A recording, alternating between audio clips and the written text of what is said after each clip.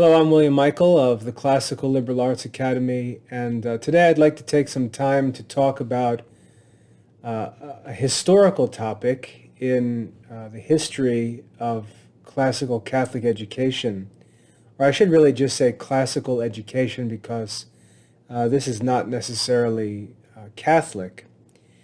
There's a lot of confusion in modern circles because with a desire to improve on modern education, many people turn to something that they call classical with this sort of good old days view of the past. And the idea is that if we can simply turn back the clock, go back to some pre-modern education, we'll be fixing the problems of modern education.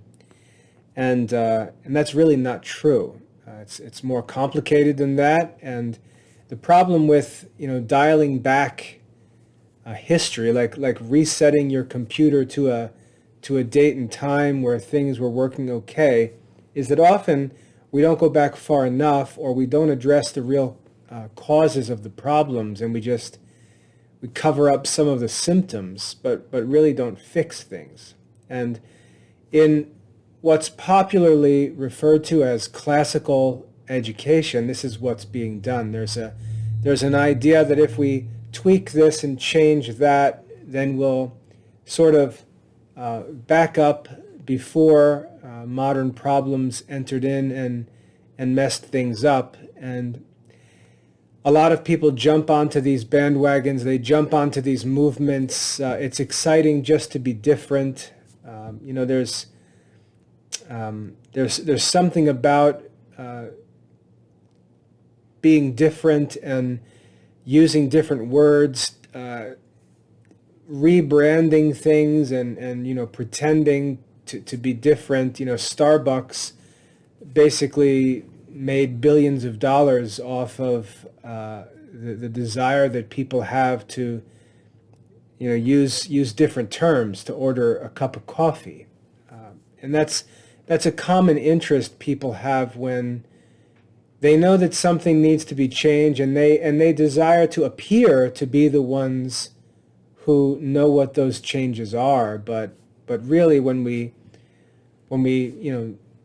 move the smoke out of view and we get a clear view of what's actually being done, we find that really all of the core problems still remain. We're just changing words and moving some furniture around and really making no substantial improvement. One of the topics, there are a few keywords that come up in this talk about classical education that are like red flags for this superficial rearranging of the chairs, as it were. And one of them is constant references to the Socratic Method, the Socratic Method. And we hear that term, Socratic Method, and we're told that the Socratic Method is an old way of teaching where teachers don't stand in front of the classroom like modern school teachers. They don't lecture the students. They simply ask questions, and they encourage the students to think for themselves, to be creative, to use reason, and to discover the truth. They make thinkers. They make our kids learn how to think for themselves. And this idea of the Socratic Method is promoted as some kind of improved method of teaching. And the underlying idea is that this is how people used to teach in the old days before modern schools and modern teachers messed things up and started giving kids textbooks and lecturing in front of the classroom. If we simply go back to the Socratic Method, the Socratic Method, the Socratic Method, then we can restore classical education. And this talk about the Socratic Method is really quite ignorant and misleading. And what I'd like to do in this talk, because This topic comes up all the time in my daily work, and at the end of the day, I like to take some time to address some of these issues and try to nip them in the bud for future contacts and help people avoid these troubles rather than continuing down these dead-end roads that are not going to solve the problems. So I'd like to talk a little bit about what the Socratic method actually is and what it's not, how these modern classical schools are getting this all wrong, and why what they're suggesting is both historically inaccurate, philosophically inaccurate, and ultimately unproductive, and something that we should actually avoid. So to explain this, what we have to do is we have to understand the chronology of Greek philosophy. We have to understand something about the philosophers and what they did at different periods of time, and how that chronology helps us to understand exactly what's going on in philosophy and education through history.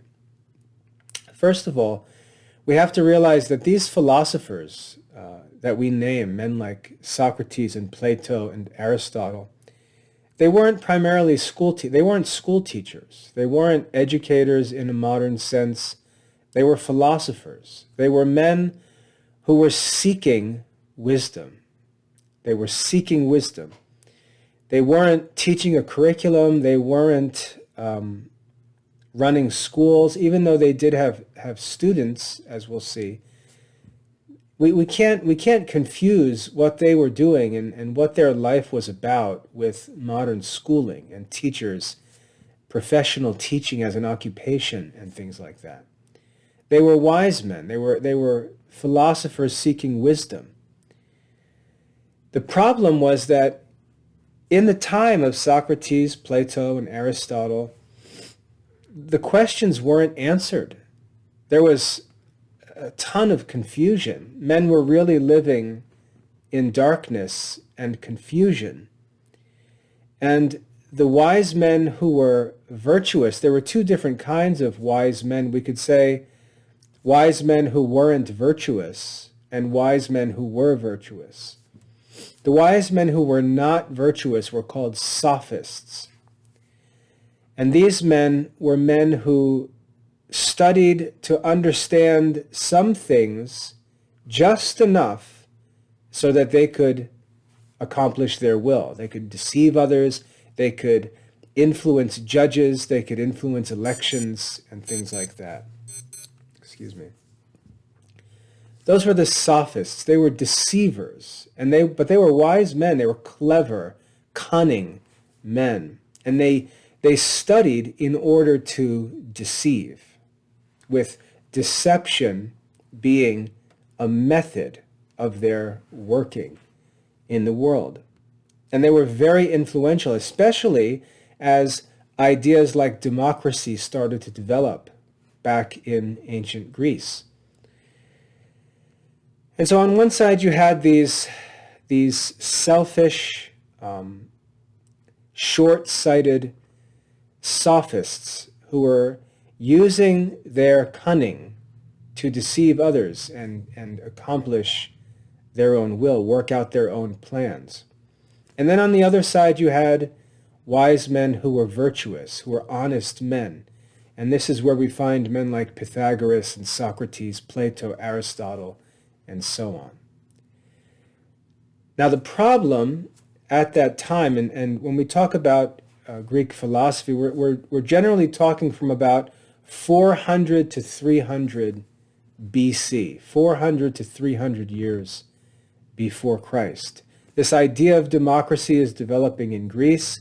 The Persian Wars had just ended, and in the East, in Persia, you had this image of these powerful monarchies, the Assyrian Empire, the Babylonian Empire, the Persian Empire, powerful monarchies where kings ruled over vast empires with absolute power, total command over their entire kingdom. And as the Greeks fought off these Persians who were trying to push westward in the Persian Wars, as a result of that, there was sort of a rebellion against any idea of monarchy or of absolute power, and that's the context in which this idea of democracy began to develop at the city level. We're not talking about national governments or anything like modern democracies. We're talking about local governments where free men, not servants, not women, free men had the opportunity to participate in local government and vote on issues. And as that democratic spirit developed after the Persian Wars, it was the perfect environment for these sophists to gain great influence. And men who are called demagogues, people who are able to manipulate and lead large numbers of people, like modern politicians. So these people, these demagogues and sophists, usually working together, became a very serious threat to the overall good of the communities that they lived in and influenced. And virtuous wise men saw this influence developing, and they fought against it. The problem, though, was the sophists were very effective in what they did, and the sophists were a step ahead of the virtuous wise men. One of the principles that Aristotle teaches in his Ethics is that there are a million ways to be wrong and only one way to be right. There are a million ways to sin, but there's only one specific action that can be virtuous. We can err on either extreme. We can do too much, too little. Error is flexible, but truth is precise and difficult to find. And so, as these virtuous wise men like Socrates, Plato, and Aristotle saw what was going on in Greece, they knew that something had to be done about it. They knew that they needed to fight against these sophists.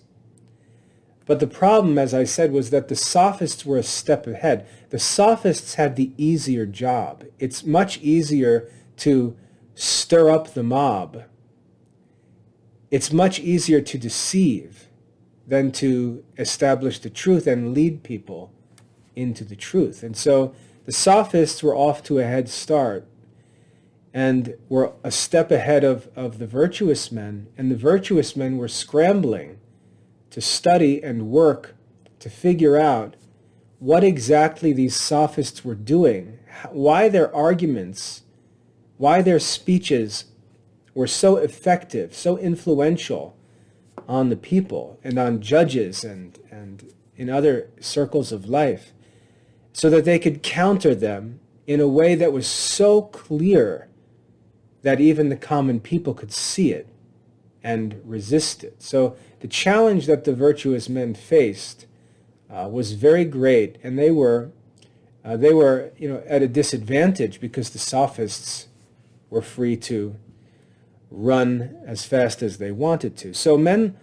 like Socrates, Plato, Aristotle, they were trying to figure out how to address this problem and how to get these sophists under control so that they didn't hurt the people. And that was the mission of these ancient Greek philosophers. They were excited about the idea of people taking responsibility for their own government, but they saw the great dangers of that government, which is why Aristotle always preferred aristocracy to democracy. And so this was the challenge that these philosophers faced. Aristotle talks about this in the opening chapters of his treatise on rhetoric. He explains how before him, rhetoricians are really only concerned with how to influence the audience. They're really not concerned with the moral issues and the logical issues that are the foundation of true rhetoric. They're just looking for ways to cause a crowd or to cause a judge to side with them. And so he criticizes the rhetoric that was taught before him as just being crowd manipulation. And he gets into the real art. But anyway, we start with Socrates. And Socrates, let's just, for the sake of keeping things simple, let's just link Socrates to about 400 BC. Socrates was primarily a moral philosopher. He was concerned with morality. And he saw the immorality of his society. And he tried to discern what the problem was, but he couldn't. In fact, through his entire life, Socrates failed to accomplish what he thought he could accomplish. Socrates' method, the Socratic method, did not accomplish its goal. And I'll explain this more as we go on.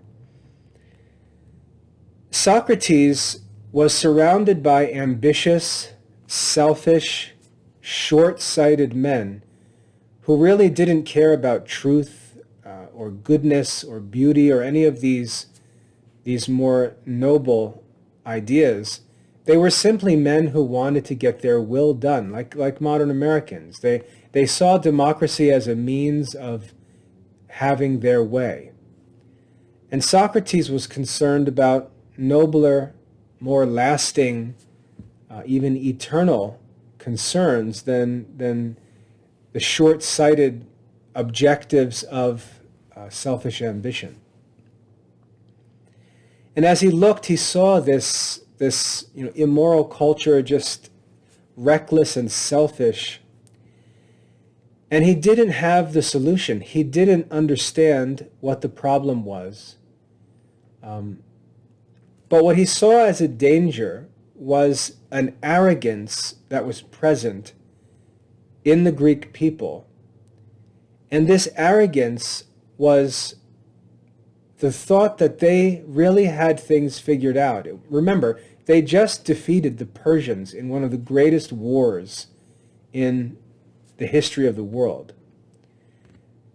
Spirits were high. The Greeks were very self-confident. They were arrogant. They were eager to enjoy a pleasure-filled life of peace after these great wars. And they thought they had everything figured out. They thought they were really sharp. They were already specializing in different fields, and they were ready to just build some sort of paradise on earth, and they thought they had all the answers.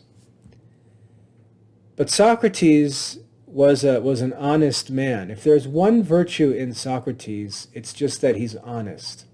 He was an honest man. And he knew in himself that there were many, many great, significant questions that he had no answer for. And as he listened to all of the Greeks pursue all of their ambitious ends and listened to all of these specialists talking about all of their different fields of knowledge with an unjustified confidence, he knew that they really didn't have the answers to things and that Greek society was destined to fail. But he couldn't find the truth. He couldn't understand how to answer those questions. And he never could figure out how to answer those questions. Never did figure out how to answer those questions. And what made him unique was simply that he knew that he didn't know. He knew that he didn't know. He didn't know the answers. And this is why the god Apollo, the priest of the god Apollo, famously said that Socrates was the wisest man in the world. And many people hear that and they think that Socrates was praised in the ancient world for being the smartest guy on earth. But it's actually the opposite.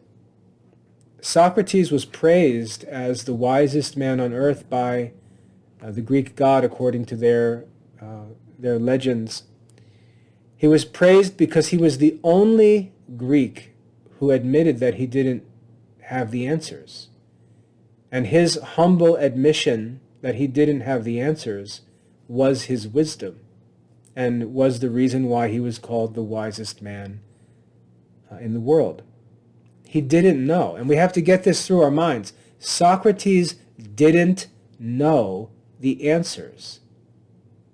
And what made Socrates unique and great was that he admitted that he didn't know the answers. So to say that Socrates was a great teacher really makes no sense, because Socrates didn't teach anything. Socrates wasn't a teacher.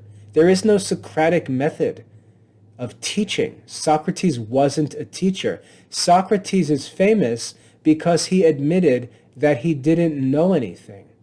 So it's very strange to me how anyone who claims to study the life and influence of Socrates would think that he's some kind of teacher. That doesn't make any sense, or that he would have developed some method of teaching.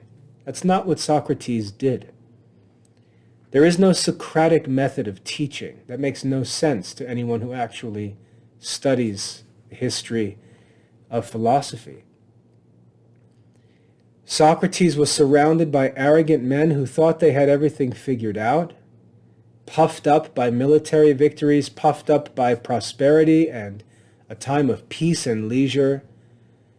And Socrates had a mission, and that mission was to simply show men that they didn't know, to show men that their assumptions, what they thought was true, couldn't possibly be true. And so all that the Socratic method is a method of showing people that their positions cannot possibly be true. Let me repeat that. The Socratic method is simply a method of showing people that their answers to the questions can't possibly be true. Socrates doesn't teach what is true, doesn't demonstrate what is true, doesn't positively answer the questions. Socrates simply shows people that their answers can't possibly be true. And this is an important contribution to the history of philosophy, but we have to understand exactly what it is and not confuse it for something else. It's not a method of teaching at all. It's not a method of leading people to the truth. It's simply a method of showing people that they're not right, that they can't possibly be right based on what they're currently thinking or saying. What Socrates had to do was break through their pride. He had to break through the appearance of knowledge. He had to show people that we really don't have the answers and that we need to seek them. And so what Socrates did in an arrogant society was he introduced doubt into the souls of men.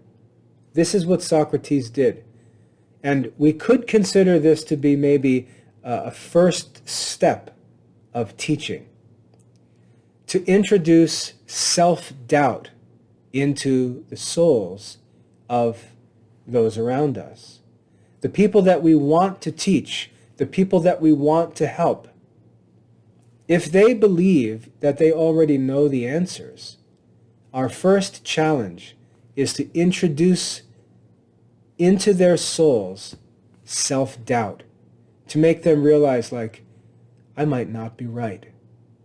That's the first step. And that's what Socrates contributed to the history of philosophy. He showed us how to lead men to doubt themselves, to make them docile, to make them open to some alternative, to make them open to teaching, but not to teach them. Socrates did not teach the truth. He simply led men into self-doubting. Socrates himself said he doesn't know the truth. Plato does little more. If we think about the writings of Plato, all they are Socratic dialogues. We have Socratic dialogues where Plato takes up the Socratic method, proposes questions, important philosophical questions, and then presents fictional characters who answer those questions with this Greek arrogance, this classical Greek arrogance, and then Socrates leads them to self-doubt. That's what we see in the Platonic dialogues. It's funny because when I was in college, I was a freshman, and I took a Western civilization course, and we had to read all these different works, and one of the authors we had was, we had to read two of Plato's dialogues. And I was one of the few students in most of my classes that did all of the assigned reading, because I loved to read, and I really wanted to master the content. You didn't need to read everything to pass the classes, but I really wanted to master the classes, and I read every page that was assigned in every course. And I found Plato to be so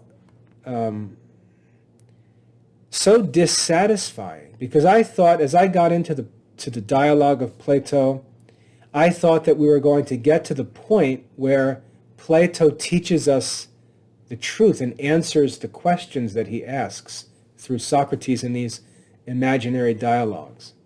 And what I always found was that Plato doesn't answer the questions. He just creates all of this confusion and chaos in the minds of the men with whom Socrates speaks, and then the dialogue ends, and there's no resolution. There's no positive truth taught in the dialogues. And I remember reading the dialogues and saying, there must be something wrong with my understanding, because when I read Plato, it just seems like it's this, 50 pages of Socrates leading men to see that their assumptions can't be true, and then the dialogue ends or jumps to a different topic. And I was very confused by the dialogues of Plato, because they didn't seem to make any point. They didn't seem to actually answer the questions that they proposed. And it was because they don't answer the questions. They simply generate this self-doubt. Let me put it this way, because I think this will make it clear. Imagine if there's a test to be taken, and it's a multiple choice test. And there's two different students. There's one student who didn't study very well, is generally familiar with the content, attended all the classes, but didn't do the reading, doesn't know all the material. And he's got to take the test. And seated next to him is another student who took careful notes at every class, studied every page of the assigned readings, studied for hours and hours before the test, and he comes and sits down next to this other student who didn't do so. Now, they're both handed the test, and the test consists of questions of a number of different kinds. Some of the questions are short answer. They're asked a question, and they have to write the answer. The student who didn't study is going to have a very difficult time on those questions, because he has to positively answer the question and state the truth. The other student who studied carefully won't have a problem with those questions. But then there are true-false questions, and both students have a 50% chance of getting it right if they just guess. So the student who didn't study can maybe get some of those true-false questions right.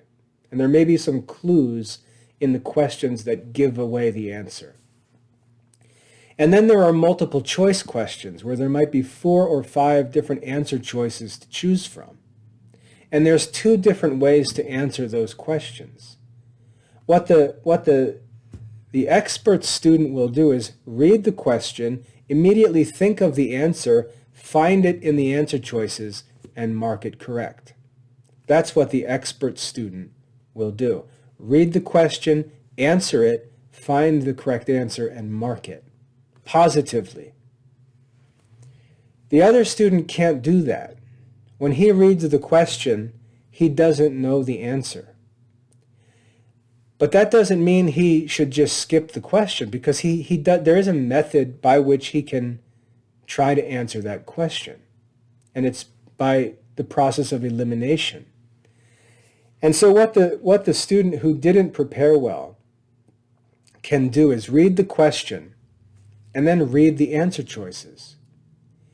And he can see if any of those answer choices can be eliminated as just impossible. So for example, he can read the question and he may know that the answer is going to be a word that expresses a general notion of something positive. And he can look through the answer choices and see that there are two choices that express an idea that's negative, and he can eliminate them. And now he has to guess from only 3 answer choices, which increases his probability of guessing the right answer. Or he can look at the question and see that the answer is going to be a verb, and some of the answer choices are nouns, and he can eliminate them because they can't possibly be the answer. And so the unskilled student can use the process of elimination. Instead of asking what's the right answer, and pay attention to this because this is important, instead of asking which is the right answer, because he doesn't know that, he can ask a different question. He can ask what cannot possibly be the right answer, and he can eliminate those. That's the purpose of the Socratic Method. The Socratic Method is like a system or a process of elimination that we can use to eliminate answer choices that cannot possibly be correct. The problem with that on a test is if the teacher is smart, the teacher will put a number of answer choices that such a student won't be able to eliminate.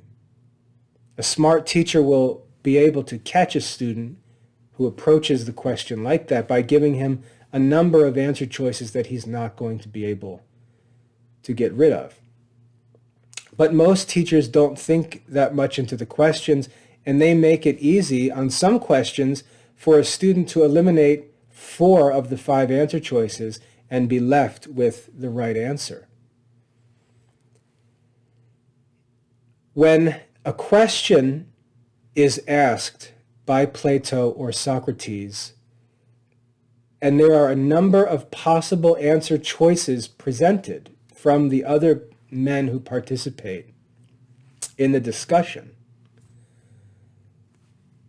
the Socratic Method allows us to show that one or more of those answer choices, one or more of those possible answers is impossible, and cross it off. And sometimes the question is asked and there may be only a number of possible answers, and all but one are eliminated. And so it feels like Plato taught us something, but really he didn't. All he did was eliminate answer choices.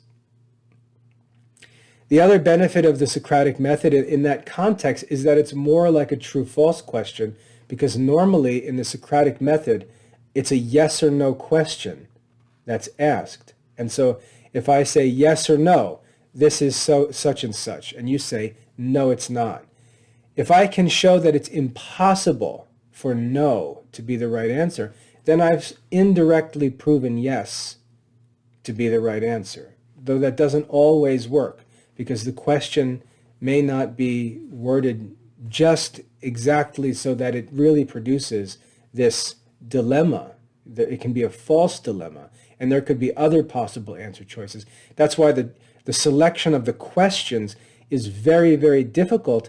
It's the kind of skill that a lawyer needs to ask questions in a courtroom that won't be objected to by the other attorney and granted by the judge and disallowed. So the asking of those questions takes some skill, because you really have to try to corner a person with only two options, make them choose one of the options, and then prove that that option can't possibly be correct, and indirectly prove that the other one must be correct. But again, a lot of the time, one of the fallacies that we learn in reasoning is that we can ask a question, there can appear to be two answer choices, but there are really more, and then the Socratic method fails.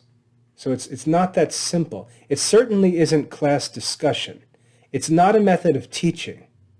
And it takes an extremely skilled man to be able to formulate those questions that actually allow the Socratic method to work.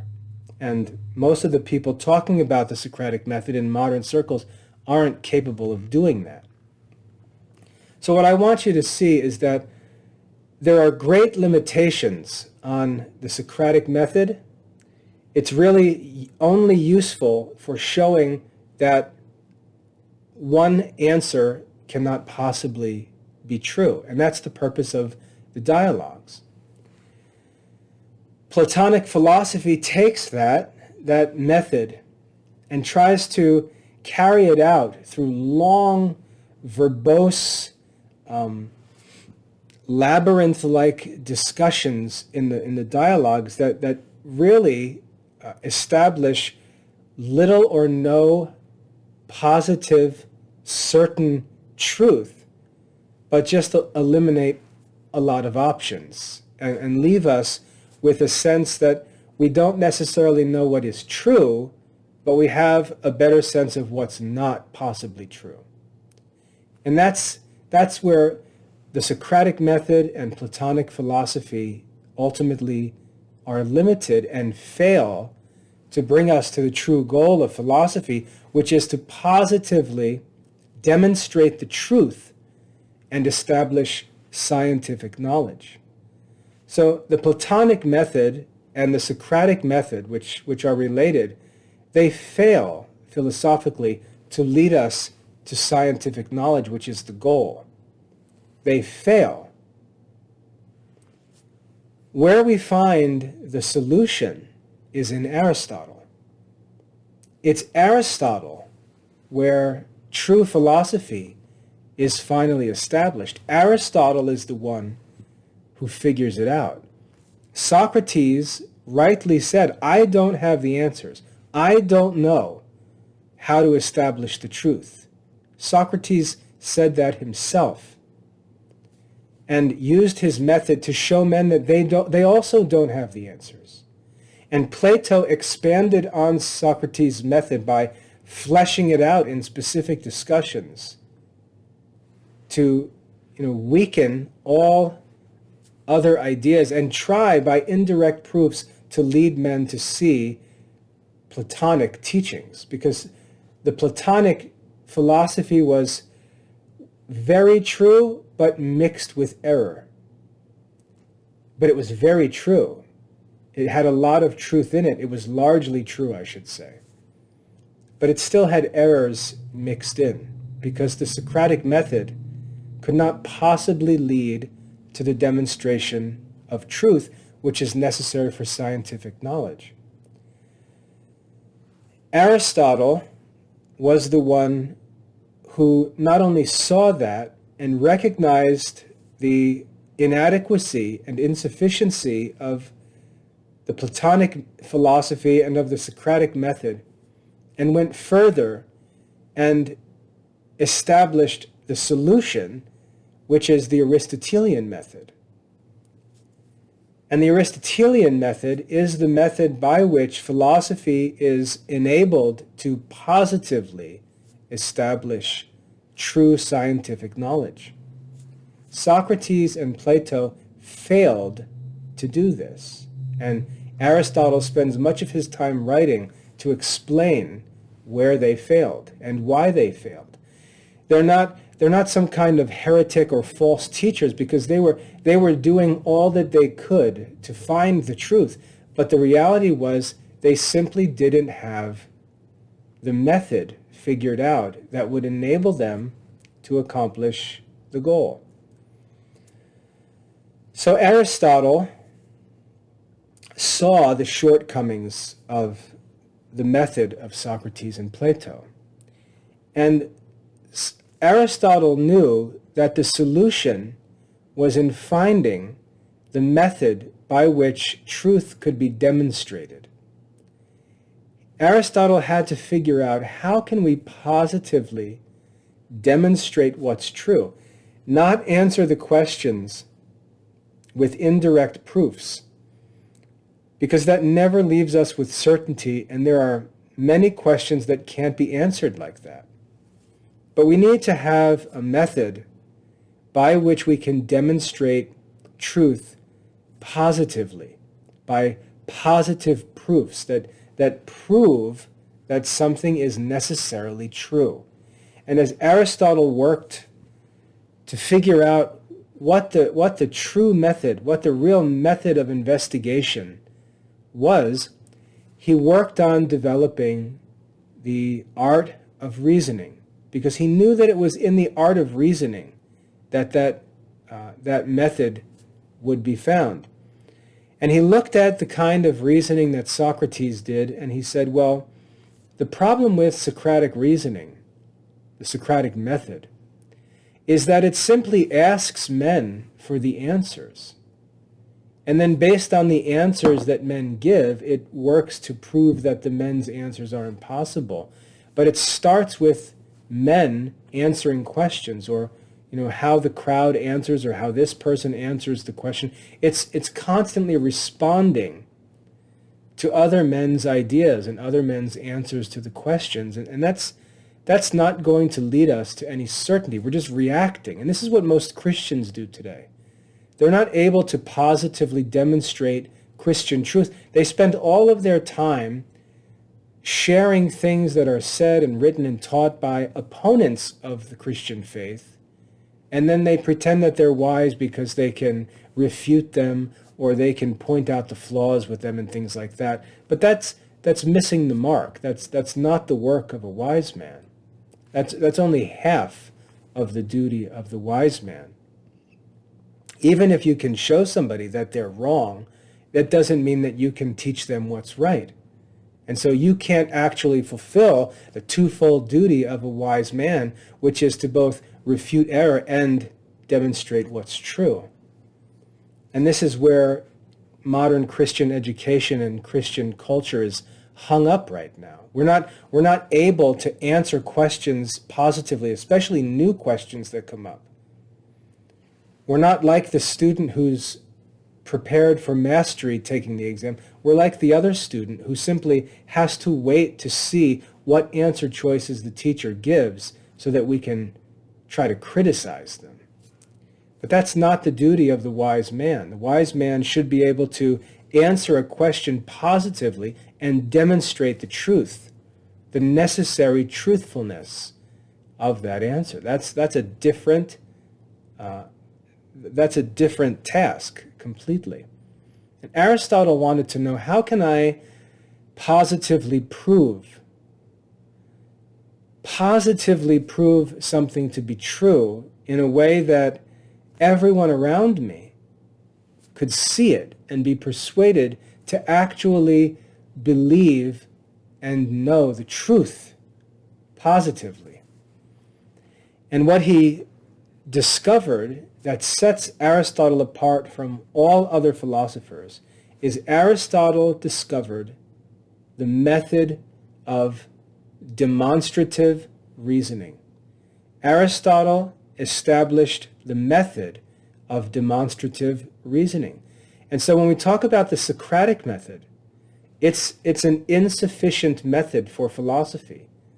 And that's why all of this talk about the Socratic method reveals an ignorance of the history of philosophy, reveals an ignorance of true philosophy, because the Socratic method wasn't the solution. Certainly was not a teaching method. It was simply a method of showing people that their thoughts cannot possibly be right by leading them into obvious and inescapable self-contradictions. The Aristotelian demonstrative method of reasoning is what allowed for the establishment of true philosophy and scientific knowledge in the philosophical subjects. And so what Aristotle did, Aristotle showed that if we start from statements that are self-evident, if we start from statements that are self-evident, and there's no way that I can get into all of this because you have to study Aristotle's art of reasoning to understand all of the different concepts. It's a whole series of books, starting with the categories and on interpretation, prior analytics, posterior analytics, topics, and sophistical refutation. This whole series of books that teaches this entire art of reasoning. And this is one of the reasons why modern men and teachers don't talk about this, because you have to devote your life to study Aristotelian philosophy, and most of these people have no clue what Aristotle teaches. And so they're left with this shallow talk about the Socratic method, which is ignorant. But Aristotle explains a basic concept in that whatever we can say about an entire genus, whatever we can say to be true of an entire genus, is necessarily true of every member, every individual, every species within that genus. This simple principle of reasoning. Whatever is true of a genus or a universal statement is true of all of the particulars contained within that universal. This is the basic idea that Aristotle broke through with when he established his doctrine of what's called the syllogism, or the form of true reasoning. Aristotle showed that if we have a universal statement that's true, and then we can prove that an individual thing or a species belongs to that group that's referred to in the first premises, a third premise or conclusion necessarily follows from it. And that third proposition is absolutely certain. And so Aristotle established a method by which absolutely certain positive conclusions could be drawn in philosophical investigation. And so what Aristotle showed is that if we can start with a truth that is universally known to be true, that is self-evident. So if I'm talking to a crowd of voters, and I can start with a premise that everyone in the crowd can admit and know to be true of a class of ideas or persons or things of any kind, if I can begin by showing the crowd that this is true of a class of things, and I get everyone's assent, and then I can show that this individual belongs to that class of things, and I can get everyone's assent, I will have proven that what is true of that class is true of this individual, and everyone will see that and should, at least in their soul, maybe not in their mouth, they should assent to the truth. It necessarily follows from those first two premises. And this is the concept of the syllogism, the means by which we can positively demonstrate truth. And that's what Aristotle develops and explains in his work on the prior analytics. So Aristotle establishes the method not for just showing people that they're wrong, which is only useful for a little while.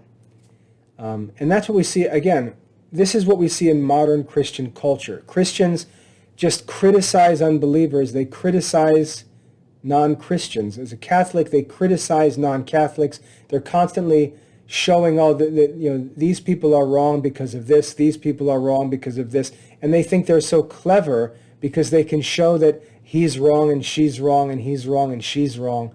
But what they never do, because they aren't able to do it, this is a completely different level of skill. What they don't do is positively demonstrate that the truth is true.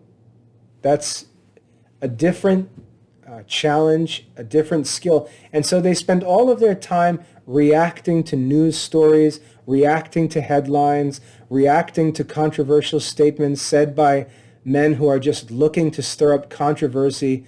And they get wrapped up in all of this reactionary commentary. And they don't do the actual work of a wise man, which is to teach the truth positively. To teach the truth positively. Remember that, because this is really important. The ultimate goal of a wise man is to positively teach and demonstrate what actually is true. To positively teach the truth. Not to spend his whole life showing people they're wrong and criticizing things other people say. That's not the duty of a teacher. That's part of the duty of a wise man, just like Socrates helped the Greeks to doubt themselves and prepared them for what was coming in Aristotle. But the real work of a wise man, the work of a teacher, is to show people what's true and persuade them of it as far as is possible, to present it with what Aristotle calls credibility. That is, to remove every obstacle and make it acceptable to a teacher's students or to a speaker's audience, and so on. Aristotle established the art of demonstrative reasoning, and this is taught in his work called the Organon, and the word organon means the method for establishing the truth and for also refuting error. And once Aristotle established the method for demonstrating truth, he was also able to refute the errors of the sophists more exactly and really reveal exactly what they were doing and why it was persuasive. And he explains that in the last work of the Organon, which is called Sophistical Refutations. So you can check that out in the Organon. It's the last book. So if, as Christians, we want to talk about teaching and philosophy, it's not the Socratic method that we're interested in. The Socratic method is not the method by which we teach people. It's not appropriate for schools. Socrates was not teaching children. Even the Platonic dialogues never deal with children. The dialogues are between men, because what's assumed in the Socratic method is somebody thinks that they have it figured out. It's some guy who thinks he's an expert, somebody who thinks he knows the truth and he's wrong. And the philosopher is simply seeking to introduce doubt and lead him to think that he might be wrong, which opens him to listen to one who can demonstrate the truth. But in the day of Plato and Socrates, that teacher didn't exist because the method wasn't yet established. Christians, therefore, should be interested primarily with Aristotle and not with Socrates or Plato. In fact, if you go back into church history and look at the heresies, they're largely caused by Platonic philosophy mingling with Christianity and leading people into errors. Platonism is not appropriate for Christianity.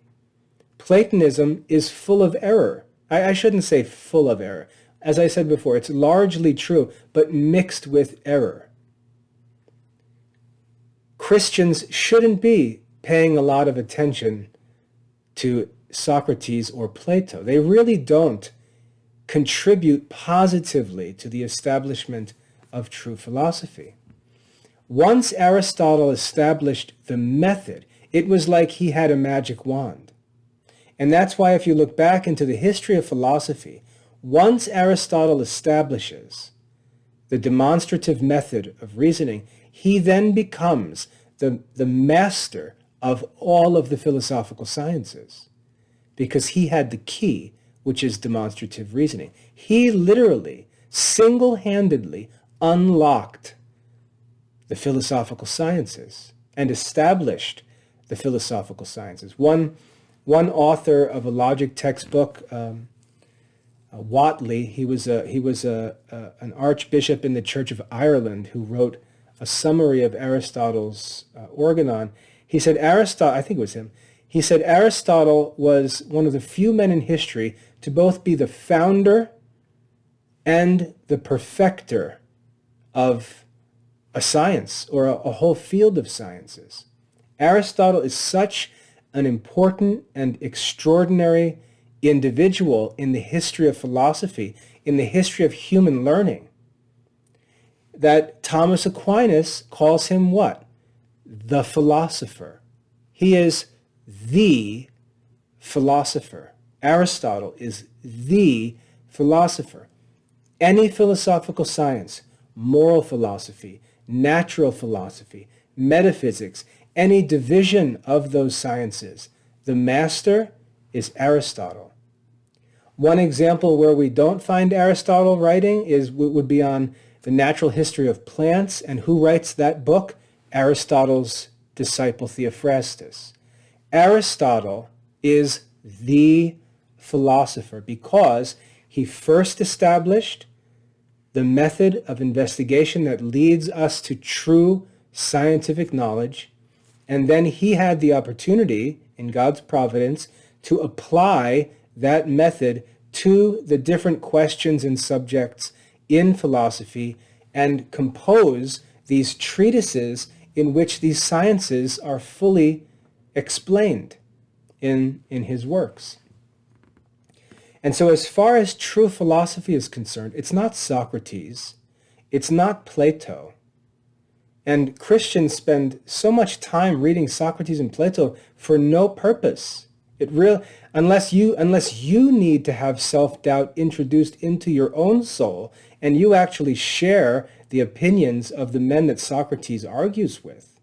It's really a waste of time, because Aristotle establishes the sciences positively in his philosophical works. It really makes no sense to spend time reading the dialogues of Plato, which don't do that, which don't teach the truth. You should be studying Aristotle because he actually establishes the true sciences. So Christians should not be concerned with Socrates, and anyone who says that the Socratic method is a method of teaching, just really, I don't mean to sound disrespectful. I understand that Christians are zealous to try and fix things, and sometimes something is better than what exists. I understand that, but much of what's said in Christian circles about classical education and the Socratic method just doesn't even make any sense. It doesn't make any sense. The Socratic method is not a method for teaching classes. That's not what it is. Socrates wasn't a teacher. Socrates didn't deal with children or schools. And he even claimed to not have the answer. So I don't understand how anybody who actually studies can be all over the Socratic method like it's some kind of solution, it's some kind of truth teaching method that's used in schools. There's no such thing. It's false. The method is the Aristotelian method, and this is where this classical movement is getting this totally wrong, and why it's a dead end that is going to need to be abandoned itself at some point. Aristotle's method, when a teacher is able to positively demonstrate the truth, the only possible format for teaching, or the only necessary format for teaching, is lecture.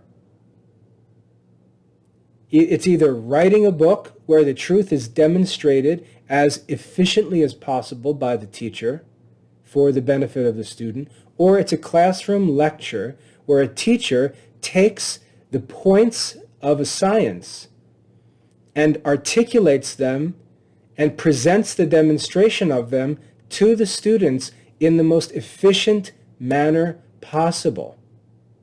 That's the only way to teach the truth, through demonstration. That's the whole point of Aristotelian philosophy, is that we can demonstrate what is true positively. The presentation of that demonstration is what it means to teach. To teach is to show people the truth by demonstration. To explain not only the truth itself, but also the arguments that demonstrate that truth. That's what a teacher does. So if we want to talk about classical education, this movement to this fake Socratic method where we just have discussions in class, that has nothing to do with classical education, and it could be even worse than what's in modern schools. If we look to real classical education, we find the philosopher positively teaching in a systematic and efficient manner, which is what we mean by the term science. That's what it means to be a teacher. And the only person who can do that is a person who has mastered the science himself and knows both the truths and their proofs. That's what makes a man a good teacher. The clearest proof of this is to look at St. Thomas Aquinas himself. St. Thomas Aquinas is the patron saint of teachers. How did he teach? He did not teach with the Socratic method. Thomas Aquinas did not teach using the Socratic method. We don't find Platonic dialogues written by Thomas Aquinas. We find something very different. Thomas Aquinas, in his writing, in his teaching, let's just take the Summa Theologica. In the Summa, he fulfills both duties of a wise man. He establishes and demonstrates the truth, and he also refutes false opinions. The way the Summa is written, he'll propose a question in the form of an article, and as I said, these are carefully, skillfully formulated questions that leave us with one of two options, a true dilemma, not a false dilemma. They leave us with a dilemma, and then what Thomas does is he says, okay, some people think that the answer to this question is, let's say, no. And he'll list popular arguments that are made for the wrong answer. He'll list those as objections. Then he'll say, on the contrary. And when he says on the contrary, he presents some authoritative source that clearly contradicts those objections. And what does this do? It introduces self-doubt. The same thing that Socrates did with his questioning, St. Thomas does by quoting some authoritative source and reveal a contradiction between the objections and that authority. That prepares the objector to be docile, to be teachable. And then in that context, St. Thomas presents his positive answer with its positive demonstration, following the Aristotelian method. He says, I answer that. He states the answer to the question positively and then provides the proof. And then after doing that, he goes back and he, if necessary, he provides a specific refutation for each of those false objections. That's the method. The scholastic method, the method used by Thomas Aquinas, that is based on the Aristotelian method. That is the method of Catholic teaching. That is the method for teaching, the scholastic method. If Catholics want to teach the truth in their schools, they should be using the scholastic method, not the Socratic. And again, what's being promoted in the name of the Socratic method isn't even what the Socratic method was. It's just, it's a real problem that at some point we're going to need to stop being nice to each other and admit that that's really not true. This popular Socratic method idea, it's not historically true, it's not philosophically true, it's not addressing the problem, and a lot of men are faking it to work as teachers, claiming they use the Socratic method when there's no such thing going on, And those men are not capable of teaching the truth according to the Aristotelian or scholastic method of teaching. St. Thomas is the great teacher. And in the Summa, we see how a teacher teaches. We can also look at the commentaries of Thomas Aquinas on the treatises of Aristotle. And we can see that these are supposedly his lectures that he presented to his classes when he was teaching philosophy. They're lectures. There's no dialogue, there's no question and answer, there's no class discussion. This idea that before modern schooling, Christians taught with the Socratic method is simply false. It's false. And we have to be willing to admit that it's false. This idea of some Socratic method is false. It's a dead-end road that's popular because people are so desperate for change, but it's not the solution. St. Thomas Aquinas shows us the solution. And we have many of his writings which we should be teaching in schools to just solve these problems very easily. In his commentaries on Aristotle's philosophical works, we see the teacher teaching. And again, it's positive, demonstrative, lecture-based. It's not class discussion. It's not Socratic method. It's Aristotelian. It's scholastic. And the improvement of Catholic education is waiting on a restoration of teaching that is based on the scholastic method. There's no other way around it. Students need great teachers to efficiently teach them the truth. And they need to be able to teach it in a demonstrative way that makes it credible to the students. And when the students have objections, the teachers need to be able to refute those objections. That's what St. Thomas teaches us. He teaches us how to teach. He shows us how to teach in the Aristotelian tradition. So,